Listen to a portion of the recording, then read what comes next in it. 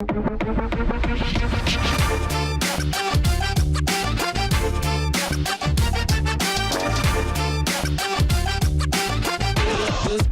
rock, rock, rock.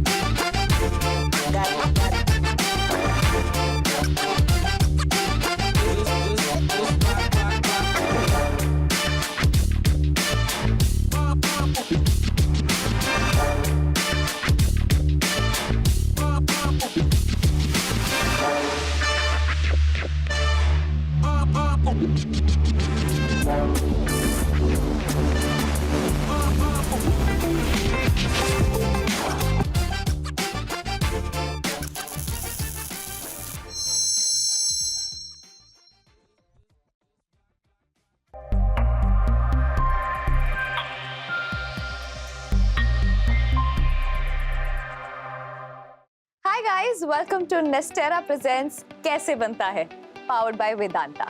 Imagine करिए पुराने ज़माने में भारी भारी सामान जैसे रेल कार्स, कार्गो और कंस्ट्रक्शन साइट्स या डॉकयार्ड में बड़े बड़े भारी कंटेनर्स को उठाना और एक जगह से दूसरी जगह ले जाना कितना ज़्यादा मुश्किल होता होगा। I know. और उस समय ना मॉडर्न क्रेन्स थे ना एडवांस्ड हैवी लिफ्टिंग मशीन्स। पर आई फील आज की मॉडर्न क्रेन्स की वजह से ये सारे काम आसान भी है और काफी सेफ भी। और ये क्रेन्स लिटरली मिनटों में हजारों किलो का लोड उठाती हैं और पोर्ट्स, वेयर हाउसेस और कंस्ट्रक्शन साइट्स पर काम को तेजी और सेफ्टी से आगे बढ़ाती। इंटरेस्टिंग। और आज हम एक ऐसी ही मशीन का मैन्युफैक्चरिंग प्रोसेस देखेंगे जिसका नाम है रीच स्टैकर। और ये हाइस्टर TIL रीच स्टैकर बनता है TIL लिमिटेड की खड़गपुर फैक्ट्री में।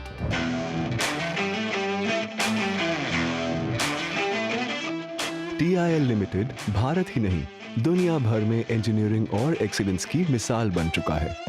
1944 में एक सपने के साथ शुरू हुआ एक मिशन भारत के इंफ्रास्ट्रक्चर को आगे बढ़ाने का, और आज वो मिशन एक ट्रस्टेड नाम में बदल चुका है, TIL limited. TIL has a rich legacy of 80 years in the field of material handling and infrastructure equipment sector. We have always been partners to the global leaders. So when it comes to setting trends, be it design, be it technology, be it doing it first, it's always TIL along with its partners. TIL Limited is an iconic brand in the Indian material handling and equipment infrastructure space. The company was set up way back in 1944, and today we design, manufacture, engineer, and market products like the reach stacker, rough terrain cranes, truck mounted cranes, pick and carry cranes, all of which have different applications across sectors. As a brand, we take great pride in the fact that we not only make in India for India, but we also make in India for the world. So let us take you to the manufacturing units of TIL, Kharagpur और कमरहाटी, और देखते हैं कैसे बनता है एक reach stacker.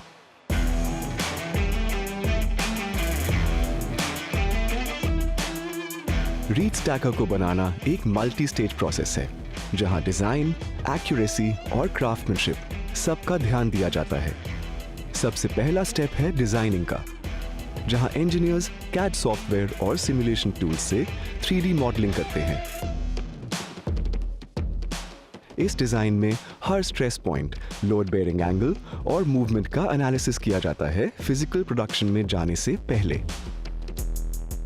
We have an access to international technology. All our designers, they are one of the best in their respective field. Our machines are used for handling of missiles for the country, right from Prithvi, Agni, BrahMos, Pinaka, Akash. When you are making difference in the life of the citizen, you won't get better satisfaction than this. You are actually defending the nation. So this is one of the reasons that we continuously work on improving our product, meet the customer's requirement, continuously take a feedback that how we can improve the machine. So that's a great feeling, you can say that. ये designs अब ready हैं physical production के लिए। इन high performance machines को बनाने के लिए heavy components use होते हैं, जैसे हाई ग्रेड स्टील प्लेट्स और इंजन, ट्रांसमिशन, स्प्रेडर जैसे क्रिटिकल कंपोनेंट्स। ये सभी कंपोनेंट्स सर्टिफाइड वेंडर से आते हैं और फैक्ट्री में आए हर मटेरियल का कड़ा क्वालिटी इंस्पेक्शन किया जाता है ताकि उनकी स्ट्रेंथ, कॉम्पोजिशन और डायमेंशंस में कोई कॉम्प्रोमाइज ना हो। अगला स्टेप है cutting. High velocity plasma jet से इन्हें एक्यूरेट शेप्स में कट किया जाता है। इन स्टील प्लेट्स को ऑटोमेटेड प्लाज्मा कटिंग मशीन्स में डाला जाता है। इन हाई ग्रेड स्टील प्लेट से तैयार होता है एक सॉलिड स्केलेटन। प्लाज्मा कटिंग के बाद इन प्लेट्स को बेंडिंग प्रेस में कंट्रोल प्रेशर से डिजायर्ड कर्व्स और एंगल्स में बेंड किया जाता है।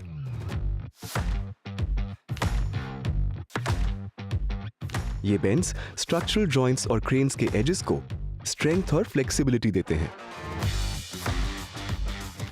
कटिंग और बेंडिंग के बाद शुरू होता है फैब्रिकेशन। इन स्टील प्लेट्स को प्रिसिशन वेल्डिंग के जरिए जोड़ा जाता है, जिससे बनते हैं मेजर स्ट्रक्चरल पार्ट्स, जैसे शैसी जो इन रीच स्टैकर्स का बेस फ्रेम होता है, सुपर स्ट्रक्चर जो रीच स्टैकर्स का रोटेटिंग पार्ट होता है on top of the chassis, boom reach stacker का एक्सटेंडेबल आर्म जो यूज होता है हैवी सामान को लिफ्ट और मूव करने के लिए। ऐसा ही प्रोसेस TIL के बाकी क्रेन्स में भी यूज होता है। अगले स्टेप में कुछ फैब्रिकेटेड पार्ट्स मशीनिंग के लिए भी जाते हैं, जहां CNC यानी कंप्यूटर न्यूमेरिकल कंट्रोल टूल से अल्ट्रा प्रिसाइज होल्स, ग्रूव्स और फिनिशिंग की जाती है। ये स्टेज इंश्योर करती है कि पार्ट्स एक दूसरे के साथ फिट हो जाएं और मशीन की फंक्शनिंग भी स्मूथ रहे।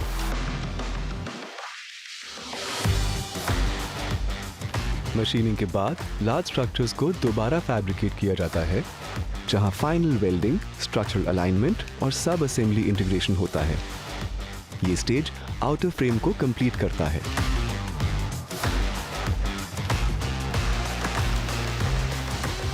अगला स्टेप है शॉर्ट ब्लास्टिंग। इस प्रोसेस में हाई स्पीड मेटल पैलेट से सरफेस से रस्ट, ऑयल और वेल्ड जैसे रेजिड्यू हटाए जाते हैं और पेंटिंग के लिए एक स्मूथ बेस तैयार किया जाता है। शॉर्ट ब्लास्टिंग के बाद बारी है पेंटिंग की।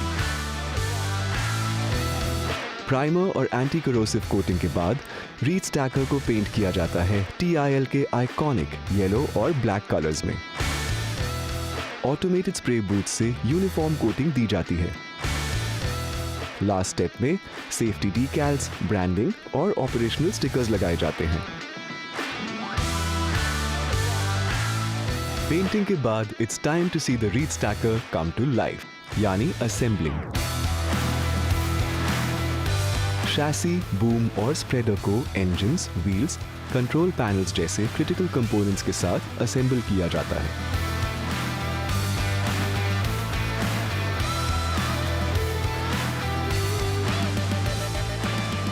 बाहर से आने वाले यानी बॉट आउट कंपोनेंट्स जैसे इलेक्ट्रिकल यूनिट्स और हाइड्रोलिक्स भी इंटीग्रेट किए जाते हैं।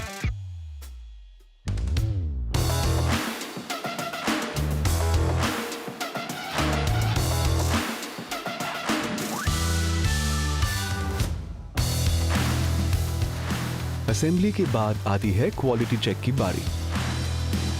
यहां पर 3 की पैरामीटर्स पर चेक्स किए जाते हैं।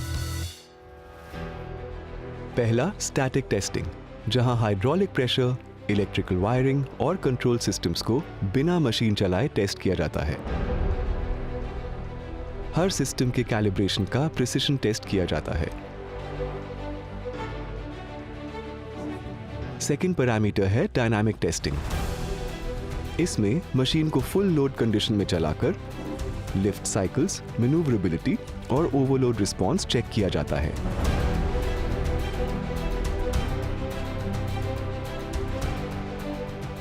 और थर्ड पैरामीटर है safety and compliance.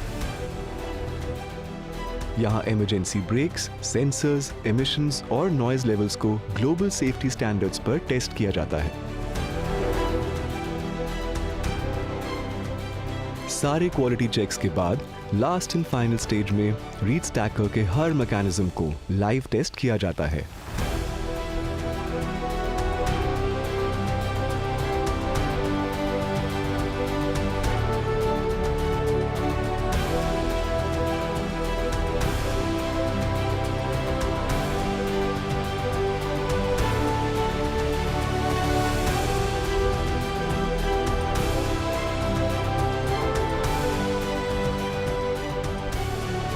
Her performance और क्वालिटी बेंचमार्क को क्लियर करने के बाद ही ये रीच स्टैकर डिस्पैच के लिए रेडी होता है।